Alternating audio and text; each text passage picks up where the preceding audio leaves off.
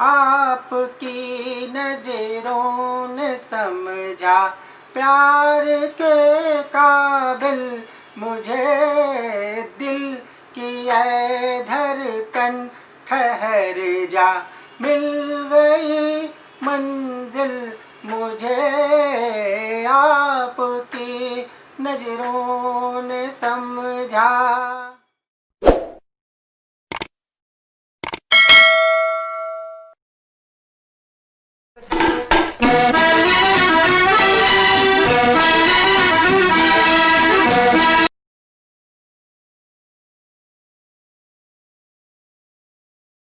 प्रणाम, मैं निर्मलेंदु सुहाना सफर से। आप सोच रहे होंगे कि मैं इस गीत को गाऊंगा। नहीं, ये हिम्मत मैं नहीं कर सकता। इसलिए नहीं कर सकता, एक तो फीमेल वॉइस है और दूसरा लता दीदी हैं। लता दीदी को गाना कितना कठिन है ये वही जानता है जो गाते हैं या गाती हैं। फीमेल वॉइस में इस गीत को मैं आपको सुनाऊंगा। आज मैं इस मंच पर अमृता को इनवाइट कर रहा हूँ। अमृता इस गीत को गाकर आपको सुनाएंगी।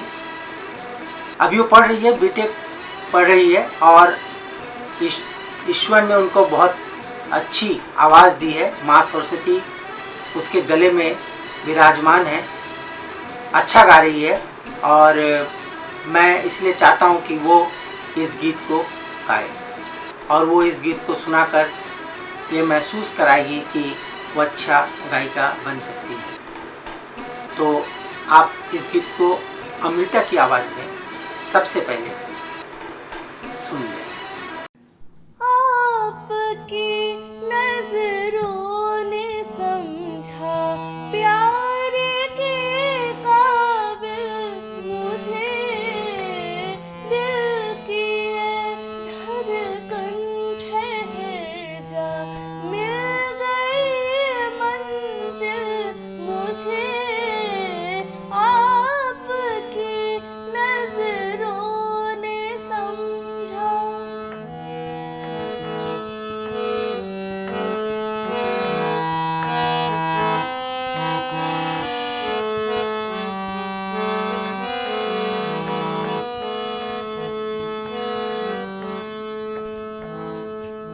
जी हमें मंजूर है आपका ये फैसला, जी हमें मंजूर है आपका ये फैसला, कह रही है हर नजर बंदा पर भर शुक्रिया, हंस के अपनी जिंदगी में कर लिया शामिल मुझे, दिल की धड़कन ठहर जा, मिल गई मंजिल मुझे,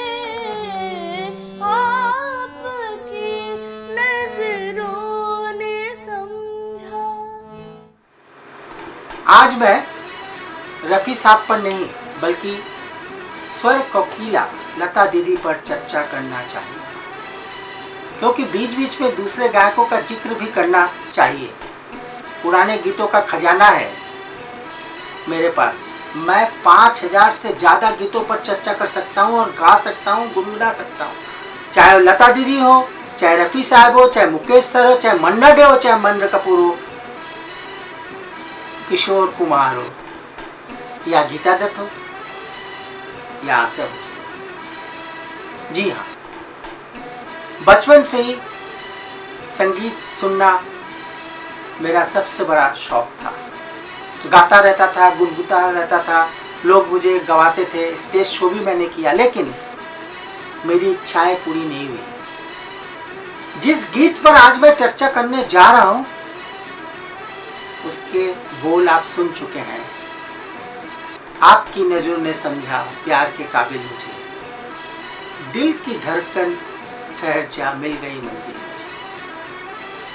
फिल्म का नाम है अनपर और म्यूजिक से इस गीत को संवारा सजाया है कौन? मदन मोहन। जी हाँ, क्लासिक गीतों के शहंशाह है मदन मोहन जी और गीतकार हैं राजा मेहंदी अली खान। और जब इस गीत को लता दीदी ने अपनी आवाज दी तो गीत अपने आप में प्रफुल्लित हो गया, मुस्कुराने लगा, अमर हो गया। फिल्म 1962 में रिलीज हुई थी। निर्देशक थे मोहन कुमार, राजेंद्र कुमार के भाई। दरअसल लेखक भी वही हैं। अनपर फिल्म को वास्तव में मदन मोहन के आत्मीय संगीत के लिए सबसे ज्यादा याद किया जाता है। लता मंगेशकर द्वारा आपकी इस नजरों ने समझा प्यार के काबिल मुझे और माला सिन्हा के शानदार प्रदर्शन जैसे सदाबहार गीतों का गायन, लता दीदी की जादुई आवाज, स्क्रीन पर माला सिन्हा के नियंत्रित भावनाएं,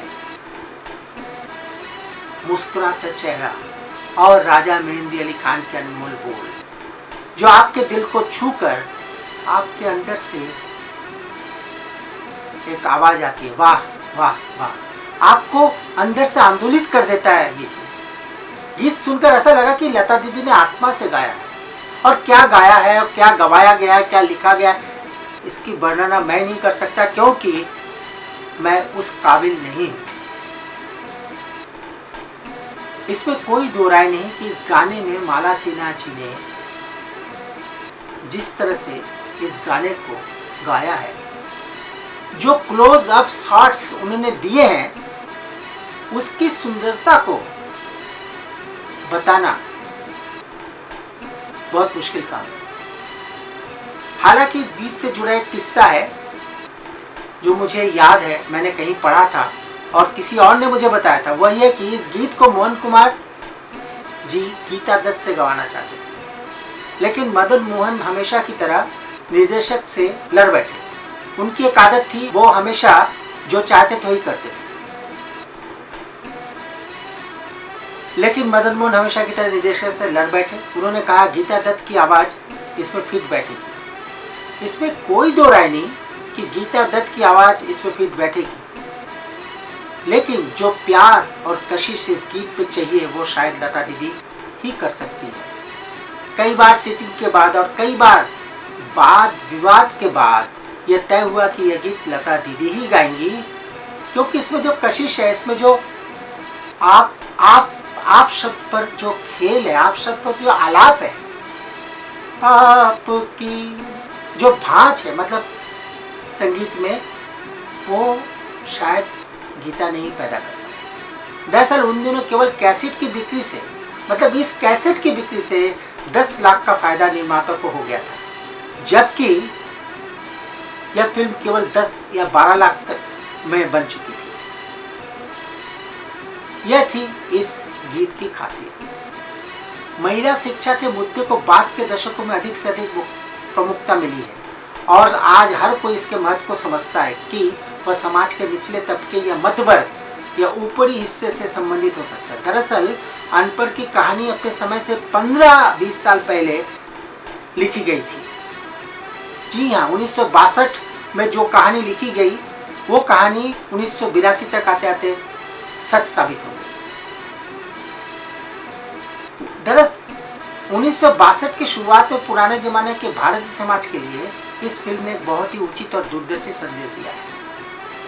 सादगी, सभ्यता और गुण की परिभाषा है ये गीत। गीतकार, लिरिक्स और गायिका को मेरा कोटि कोटि प्रणाम। इसमें कोई दो राय नहीं कि मां सरस्वती की साक्षात प्रतिमा है लता दीदी। कौन कहता है उस जमाने में मोहब्बत नहीं थी? मैं तो आज भी यही कहता हूँ कि अब मोहब्बत नहीं है, अब मोहब्बत है। हाँ, बस फर्क इतना ही है, पहले की मोहब्बत आंखों से शुरू होती थी और दिल में समा जाती थी, जो कि इस गाने के पिक्चरेशन में आप महसूस कर सकते हैं, देख सकते हैं, समझ सकते हैं। और आज की मोहब्बत होठों से शुरू होती है और जिस्म पाकर खत्म हो जाती है। बस दोनों में यही फर्क है और यही गीत में भी फर्क है।